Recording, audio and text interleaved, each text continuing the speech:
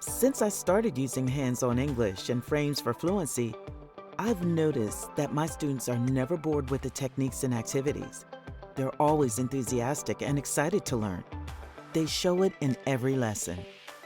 For years, we've wanted to find a curriculum to follow to teach our English language learners. I like to call hands-on English Handy English. I had more kids than I have ever had before, so it was nice to walk in and just follow a basic format. The vocabulary picture cards with words were great for teaching word identification skills. Students who are new to the English language had activities that encouraged them to speak in a way that felt safe to them through the sentence frames and slides. Their engagement and learning improved. An ELL teacher is like a locomotive engineer driving her train on the track. The sentence frames are the tracks for the students to follow. There were no obstacles for the students to write out a complete sentence.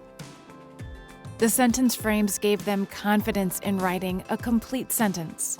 I love the big books. Students take great pride in being able to discuss these books and read them. I would recommend Hands-on English to my colleagues as a great resource with lots of activities and lessons.